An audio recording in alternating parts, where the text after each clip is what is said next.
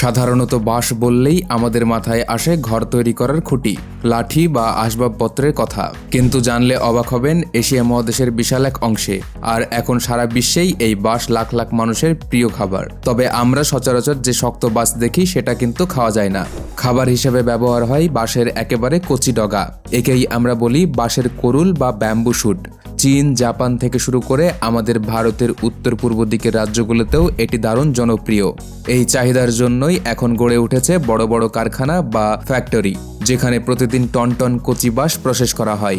বন জঙ্গল থেকে তুলে আনা মাটি মাখা বাঁশ কিভাবে ধাপে ধাপে প্যাকেটজাত খাবারে পরিণত হয়, চলুন সেই মজার প্রক্রিয়াটা জেনে নিই। কাজ শুরু হয় একদম ভোরবেলায়। গভীর জঙ্গল বা বাঁশ বাগান থেকে এগুলো সংগ্রহ করা হয়। এখানে সময়ের দাম খুব বেশি, কারণ মাটি ফুঁড়ে বের হওয়ার পর খুব দ্রুত এই ডগাগুলো শক্ত হয়ে যায়। তাই কচি থাকতেই ধারালো দা দিয়ে এগুলো কেটে নেওয়া হয়। বাইরে থেকে দেখলে বোঝার উপায় নেই যে এই কালচে শক্ত খোসার ভেতরেই লুকিয়ে আছে দুধের মতো সাদা নরম অংশ। কাটা বাঁশগুলো ট্রাকে করে সরাসরি ফ্যাক্টরিতে আনা হয়। যেহেতু এগুলো মাটি থেকে তোলা হয়, তাই গায়ে অনেক কাদা লেগে থাকে।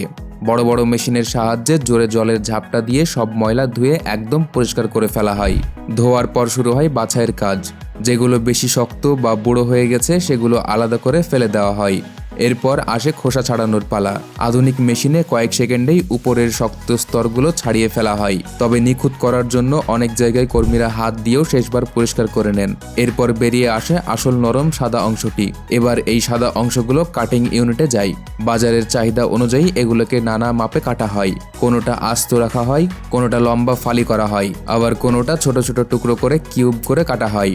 মেশিনের সাহায্যে কাটা হয় বলে সবগুলোর মাপ একদম একই রকম থাকে। এরপর এগুলোকে পাঠিয়ে দেওয়া হয় পরের ধাপে। এটি সবচেয়ে জরুরি ধাপ। কাঁচা বাঁশের ডগায় প্রাকৃতিকভাবেই সামান্য তিতকুটে ভাব এবং কিছুটা ক্ষতিকর উপাদান থাকে, যা সরাসরি খাওয়া ঠিক নয়। তাই কাটা টুকরোগুলোকে বিশাল বড় জলের ট্যাঙ্কে অনেকক্ষণ ধরে সেদ্ধ করা হয়। এতে তিতকুটে ভাব চলে যায় এবং খাবারটি পুরোপুরি নিরাপদ হয়ে ওঠে। সেদ্ধ করার পর এর রং হালকা হলদেটে হয়ে যায়।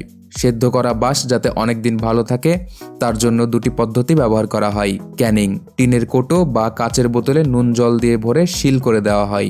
ভ্যাকিউম প্যাকিং, প্লাস্টিকের প্যাকেটে ভরে ভেতরের সব হাওয়া বের করে দেওয়া হয় যাতে কোনো জীবাণু জন্মাতে না পারে। প্যাক করার পর এগুলোকে আবার গরম তাপে রাখা হয় যাতে সামান্য জীবাণুও না থাকে।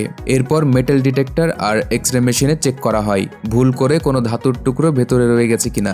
সবশেষে ল্যাবে পরীক্ষা করে পাশ করলেই প্যাকেটের গায়ে ব্র্যান্ডের নাম আর তারিখ লিখে বাজারে পাঠানোর জন্য ট্রাকে তোলা হয়। এভাবেই জঙ্গল থেকে আসা একটি সাধারণ বাঁশের ডগা মানুষের পরিশ্রম আর আধুনিক মেশিনের ছোঁয়ায় হয়ে ওঠে সুস্বাদু আর পুষ্টিকর খাবার। তো বন্ধুরা, কেমন লাগলো আজকের ভিডিওটা ভালো লেগে থাকলে আপনার মতামত কমেন্টে জানাবেন আর একটা লাইক করে চ্যানেলটিকে সাবস্ক্রাইব করে পাশে থাকবেন। ধন্যবাদ।